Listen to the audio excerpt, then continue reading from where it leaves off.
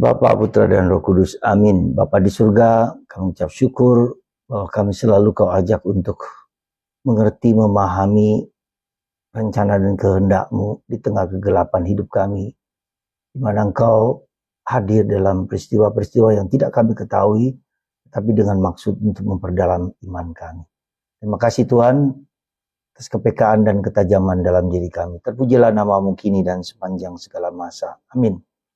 Para saudara, Yesus memberikan perumpamaan kepada kita tentang biji gandum, biji berbagai macam biji, yang kita tidak tahu bagaimana biji itu berkembang. Yang kita tahu lama-lama biji itu bertumbuh, berkembang, lalu menghasilkan buah yang berlimpah. Pertanyaannya adalah, dan ini yang paling sulit, bagaimana biji itu berkembang? Kita ingin tahu bahwa hidup kita, biji yang Tuhan tanam dalam diri kita, yaitu hidup kita sendiri ini. Inilah biji gandum, inilah talenta seluruh diri kita. Bagaimana kita berkembang, kita tidak pernah tahu. Sejujur-jujurnya. Bagaimananya, how-nya ya. Tapi yang jelas kita kemudian pelan-pelan Tuhan mendidik sesuai dengan pengertian kita. Ya. Dikatakan dalam bagian Injil Markus bab 4 ayat 26-34, dikatakan Yesus memberitakan sabda kepada mereka sesuai dengan pengertian mereka. Sesuai dengan pengertian mereka. Jadi sekali lagi Tuhan itu membuka cakrawala tentang alam semesta atau atas rencana kehendaknya sesuai dengan pengertian mereka.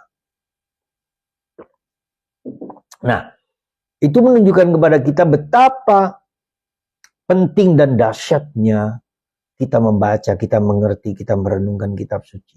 Kita belajar, kita berdialog, kita berdiskusi dengan orang lain supaya pemahaman kita semakin dalam.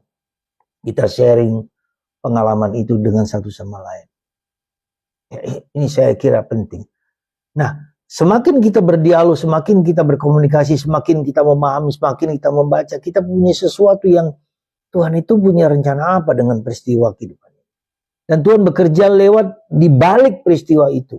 Ya, sekali lagi, Tuhan bekerja di balik peristiwa-peristiwa kehidupan kita sehingga kita sampai seperti sekarang ini.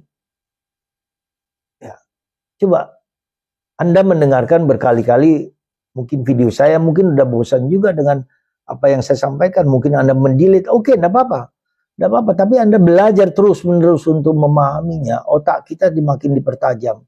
Ketika otak kita semakin bertajam, proses learningnya ini dipertajam dengan membaca, lalu kita hayati satu berapa persen, mungkin 30%, 25%, 5% pun udah bagus. Setelah dihayati, kemudian kita menjadi lebih damai, lebih tenang, lebih tentram, lebih bahagia bahwa Tuhan punya rencana atas hidup kita. Jadi sekali lagi saudaraku terkasih, mari kita melihat proses ini dengan penuh iman, penuh kasih. Bacalah kitab suci. Sang sabda, sabda Allah yang bersabda. Lewat teks kitab suci yang tertulis. Apalagi nanti kalau yang tertulis ini kita dalami, kita lama-lama diajar menjadi PK untuk menjadi lebih yang tak tertulis ini. Ya. Jadi sekali lagi yang tertulis dalam kitab suci yang kita baca setiap hari, yang kita dengarkan, lama-lama kita akan diajak untuk mendengarkan yang tak tertulis. Tapi Tuhan bersabda. Anda mengatakan mau menjalankan kehendak Tuhan yang mana? Ya. Kehendak Tuhan yang tertulis dulu, baru kemudian tak tertulis. Dalam tradisi gereja juga. Dengan berdialog dan berkomunikasi. Maka semoga Anda bersedia meskipun bosan, meskipun jenuh mendengarkan firman Tuhan dari siapa saja, entah para imam apapun juga, dengarkan dengan baik supaya pengertian kita membuat hati kita menerima dan kita hayati dalam praktek kehidupan sehari-hari, terutama dalam cinta kasih. Kehendak Tuhan yang satu, mencintai. Ama et fax, cintailah dan jalankanlah. Itu kata Agustinus. Ama et fac. Semoga hari ini kita ya, tidak perlu bertanya mengapa saya demikian, mengapa Tuhan demikian, tidak perlu. Tapi kita mencoba mengerti dan memahaminya, menjalankannya. Yang baik, segala sesuatu hanya karena cinta. Oleh cinta, berkat cinta. Terutama cinta Allah dalam hidupku.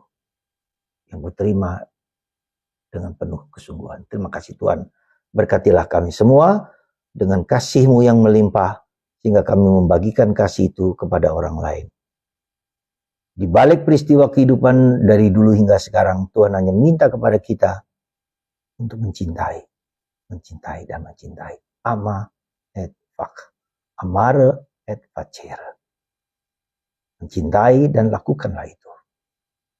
Itu perintah Tuhan. Tidak ada yang lain. Berkat Tuhan atas Anda semua. Bapa, Putra, dan Roh Kudus. Amin.